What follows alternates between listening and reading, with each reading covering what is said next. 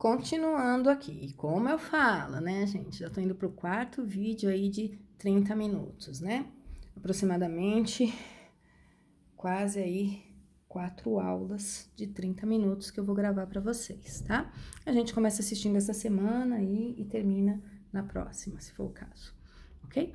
Então, para encerrar aqui a nossa revisão, eu falei depois dos lançamentos vertical, lembrando, eu não estou resolvendo exercício, eu falei das situações do lançamento horizontal.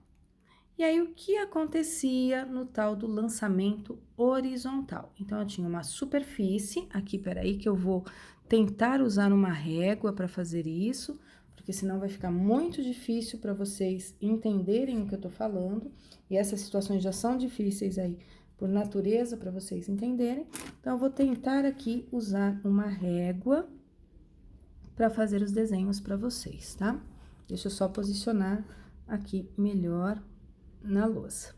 Opa, mais para baixo, vai para a função caneta primeiro, né? Vou para a caneta mais escura, posicionar aqui, mais ou menos no meio da lousa. Então, eu desenhei, mais para baixo aqui, eu desenhei uma superfície que era assim, ok? E aqui embaixo, deixa eu só complementar o meu desenho, eu fiz isto aqui, tá?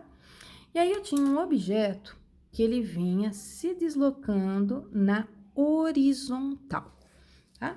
E esse meu objeto que vinha se deslocando na horizontal, ele se deslocava apenas com um movimento em um eixo, que era o eixo X, o eixo da matemática na horizontal. Então, a gente dizia que ele tinha uma velocidade inicial na direção X. E o que acontecia com essa velocidade inicial na direção X? Essa velocidade, ela era sempre constante. Isto é, não tinha vento, não tinha resistência do ar, nada que fosse atrapalhar esse movimento quando eu olhava para o movimento no eixo X, que é o meu eixo horizontal. Porém, chegava um instante em que a mesa deixava de existir. E se a mesa deixava de existir, esse objeto descrevia aí no ar um movimento cuja trajetória se assemelhava a meio arco de parábola, e ele caía aqui no chão. Quando ele caía no chão, essa distância aqui que eu tinha no chão, que eu olhava aqui embaixo, ela recebia um nome específico, ela era chamada de alcance, tá? Como ela era uma distância na direção X, eu poderia também chamar ela de delta S na direção X. Então, na direção X, como a velocidade é constante e ele percorre uma certa distância, para a direção X, eu vou usar equações no movimento retilíneo uniforme. E que equações eu tenho para o movimento retilíneo uniforme? Ou melhor, que funções eu tenho para o movimento retilíneo uniforme? S igual a S0 mais V vezes T. Lembrando que esse V aí, agora, ele não é um V qualquer. Ele é a velocidade inicial na direção X e essa velocidade não está mudando. O que mais eu sei? Eu sei que se ele abandonou essa mesa, a princípio, ele não tem velocidade inicial na vertical. Se ele não tem velocidade inicial na vertical, isso significa que a velocidade inicial dele na direção Y, ela era zero. Tá? Então, ele não tem velocidade na direção vertical. V0Y é sempre zero no lançamento horizontal. Mas, à medida que ele está caindo, essa velocidade em Y, ela está aumentando de valor. E por que essa velocidade em Y está aumentando de valor? Porque na direção vertical existe uma aceleração, que é a aceleração da gravidade. Tá? A velocidade na direção X, ela não mudou, ela continua aqui, ela continua sendo o meu vetor, V0x, e ele continua tendo aqui o mesmo tamanho, o tempo todo. O que está aumentando é a velocidade em y. Se essa velocidade em y está mudando com o passar do tempo, então quando eu olho o que está acontecendo, vou escrever aqui do lado esquerdo, ó, quando eu olho o que está acontecendo no eixo y, eu sei que inicialmente a velocidade dele vai ser sempre zero no lançamento horizontal, mas eu também sei que existe uma aceleração, que é a aceleração da gravidade. Então, nesse caso, no eixo Y, eu vou ter que usar as equações ou as funções do movimento retilíneo uniformemente variado. Que funções são essas? V igual a V0 mais AT. S igual a S0 mais V0T mais AT quadrado sobre 2. Ou ainda, se eu quiser, Torricelli, V quadrado igual a V0 ao quadrado mais 2A delta S. Ok? Lembrando que esse A é a aceleração da gravidade. Lembrando que esse V0 que aparece para mim, nesse caso, ele é zero. Por que ele é zero nesse caso? Ele é zero porque ele se trata do meu V0 Y. Então, esse pedacinho aqui some, esse pedacinho aqui some, tá? Aqui, ó, é V0 Y, também some, ok? E o meu ΔS pode ser chamado de H, de altura. O que mais eu sei desse lançamento horizontal? Eu sei que a distância que ele percorre aqui na horizontal é a mesma, o tempo que ele demora para percorrer essa distância na horizontal é o mesmo tempo que ele demora para percorrer essa distância na vertical. É um movimento que acontece simultaneamente no eixo X e no eixo Y. Então, o tempo dele de queda, aqui, ó, é o mesmo tempo que ele está percorrendo essa distância do alcance. Então, este tempo que eu coloco aqui, ó, tá? Ele é o mesmo tempo que aparece nessas funções do y, que é o que relaciona esses dois eixos para mim no movimento horizontal, é exatamente o tempo. Como eu tenho aqui velocidades vetoriais perpendiculares entre si, isso é, meu objeto tem velocidade em y, que muda com o passar do tempo, e velocidade em x, que não muda com o passar do tempo, reparem, elas estão sempre unidas origem com origem aqui na minha figura. Então, se eu usar a regra do paralelogramo, eu vou descobrir que existe aqui um vetor velocidade resultante. E como é que eu calculo esse vetor velocidade resultante? O módulo do meu vetor velocidade resultante vai ser ele ao quadrado. Módulo do meu vetor resultante ao quadrado, sempre que eu aperto um botão da caneta, ela muda. VR ao quadrado, ele vai ser o módulo do meu vetor V0x, que não muda, ao quadrado, mais a minha velocidade VY ao quadrado. Mas atenção, essa velocidade VY, ela depende dessa função aqui, ó. Ok? Tá aqui o meu círculo, ó. Tá aqui, ó. Essa velocidade vem dali, tá? Dessa função que está aqui para nós. E com isso, eu falei do lançamento horizontal, tá? Depois que eu falei do lançamento horizontal, e aí teve uma lista gigante para fazer, eu fui falar do tal do lançamento oblíquo. E o que vinha a ser o tal do lançamento oblíquo? Eu tinha uma superfície, tá? Na horizontal. E aí eu tinha uma primeira situação, que era quando eu lançava um objeto, podia ser do solo ou do alto de um edifício, ele era lançado com uma velocidade V0 inicial, que estava formando um ângulo com o tal do meu eixo X. E aí, o que eu sei que acontece com o objeto quando eu jogo um objeto formando um ângulo com a direção horizontal? Ele vai descrever uma trajetória que se aproxima muito a uma parábola. Ele retorna para o solo. Então, aqui embaixo, novamente, eu tenho o que nós chamamos de alcance, que é para nós o ΔSx, que é quando eu estou olhando o que acontece na direção horizontal. Então, sempre que eu falar horizontal, eu estou me referindo ao eixo X. O que eu preciso fazer na situação que eu tenho os lançamentos oblíquos? Primeira coisa que eu vou precisar fazer é pensar nesse meu vetor velocidade em duas direções, vertical e horizontal. E para isso, eu fazia uma decomposição do meu vetor V0, isso é, eu dividia o meu vetor V0 em uma componente que eu chamava de V0x, e uma componente que eu chamava de componente V0y, ok? Como é que eu calculava essas componentes V0x e V0y? Então, V0x, ele era calculado como V0 vezes o cosseno do ângulo. E eu deduzi isso na aula online para vocês, se eu não me engano. E o V0y, ele era calculado como V0 vezes o seno do ângulo. Então, quando eu pensava no movimento desse meu objeto na horizontal, eu precisava saber que ele tinha uma velocidade V0x, que era V0 vezes cosseno. Se eu pensasse no movimento que estava acontecendo ali na vertical, se eu penso no que acontece na vertical, eu sei que na vertical eu estou chamando de y, ele tem uma velocidade inicial, que é V0y, que é calculada como V0 vezes o seno do ângulo. O que mais eu sei deste lançamento?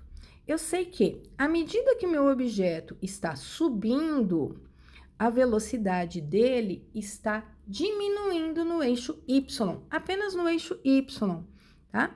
No eixo x, eu digo sempre que ele mantém velocidade constante. Então, no eixo x, como não tem vento, como não tem resistência do ar, a velocidade em x dele permanece sempre a mesma em módulo, em direção e em sentido. Portanto, se a velocidade dele permanece sempre a mesma no eixo x, que é o eixo horizontal, para o eixo x eu só tenho uma função, que é s igual a S0 mais V vezes T. Lembrando que esse V é o meu V0x. Esse S aqui é no eixo x e esse S0 para mim também é do eixo x. Mas eu sei que na vertical, à medida que ele sobe, a velocidade em y diminui. E por que diminui? Porque existe uma aceleração, que é a aceleração da gravidade aqui para baixo. Até que no ponto mais alto, a velocidade dele em y é 0, e aí ele deixa de subir, inverte o sentido do movimento, e aí ele passa a aumentar a velocidade dele em y novamente, porém ele vai aumentando essa velocidade em y, o módulo dela, né, agora com sentido para baixo, ok? Então, o que eu sei de y? Eu sei que no ponto mais alto, eu sei que a velocidade em y é 0.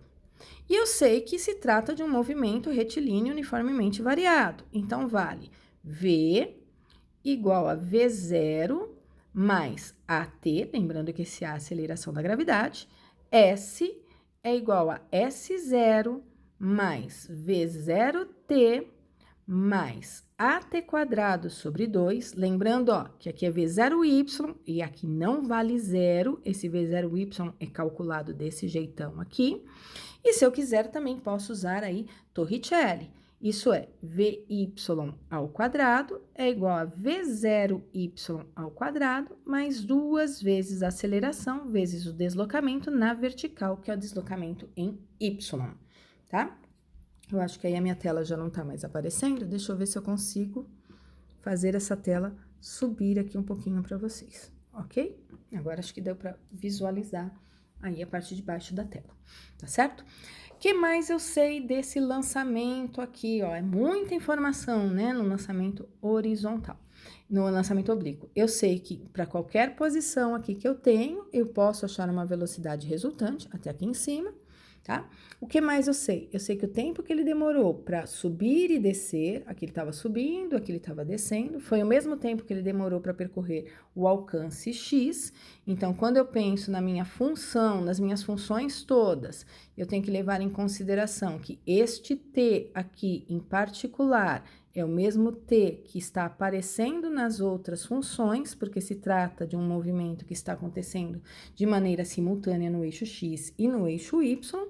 E também preciso lembrar que para qualquer instante, se eu quiser saber a velocidade desse objeto, eu tenho que lembrar que existe uma velocidade em y que muda com o tempo, existe uma velocidade em x que não muda com o tempo, e aí existe uma velocidade resultante, que é a soma vetorial desses meus dois vetores, ok? Se ele é a soma vetorial desses meus dois vetores, como esses meus vetores estão perpendiculares entre si, eu sempre vou ter que usar o teorema de Pitágoras para achar essa velocidade resultante. Lembrando que a velocidade em y, que eu vou usar aqui, ela é proveniente desta função, então ela não tem qualquer valor. Eu preciso saber o t para saber o vy, para saber a velocidade resultante. E aí eu tenho várias possibilidades de lançamentos oblíquos, tá? Eu posso ter desde uma situação onde eu tenho um edifício, tá? Aqui é o solo, e tem alguém aqui lançando um objeto, formando um determinado ângulo com a superfície. E aí, esse meu objeto vai subir para depois descer. Cuidado, aqui o tempo de subida e o tempo de descida só é igual nesse trecho, até a altura do prédio. Se eu olhar o percurso todo, o tempo de subida aqui com certeza foi menor do que o tempo de descida. Tá? E aí, eu vou fazer todas as considerações que eu lembro. Eu tenho que decompor o meu vetor velocidade em uma componente que eu chamo de componente V0x e em uma componente que eu chamo de componente V0y. Além de precisar calcular essas duas componentes, o que mais eu vou ter que fazer nessa situação? O que mais eu preciso lembrar? Eu preciso lembrar que no ponto mais alto, a velocidade em y é zero, porém, ele mantém a velocidade sempre no eixo x, não importa em que posição eu pegue, tá? E aí, eu tenho que lembrar todas as funções horárias. Se ele chegou no solo, a posição final dele em y é zero. Mas se ele saiu do topo de um prédio, a posição inicial dele corresponde à altura do edifício. Se ele saiu do solo, então a posição inicial é zero, ele chegou no solo, a posição final é zero. E lembrando que no meu caso, eu sempre considero nessas situações a aceleração da gravidade como menos 10. Tá? Quando o exercício diz que o meu objeto foi lançado para cima, eu começo considerando a aceleração como menos 10 e continuo considerando ela assim até o final, tá? Então, com isso, eu encerro aqui a revisão de vocês. Falei coisa pra caramba, ainda bem que não deu mais 30 minutos aqui de gravação, tá? Isso sem fazer nenhum exercício resolvido. Gente, é coisa pra caramba, tá? E nesse segundo semestre, eu vou retomar um pouquinho essa parte de vetores que eu preciso, né? Eu não vou fazer revisão de vetores, mas em movimento circular uniforme, eu vou precisar saber um pouco dos vetores, tá? E aqui eu vou falar também de movimento circular uniformemente variado, eu vou falar de acoplamento de polias e engrenagens com vocês. E tudo isso, ainda vou colocar as funções desses carinhas aqui, né? Tudo isso antes de entrar numa parte da física que nós chamamos de dinâmica, ok?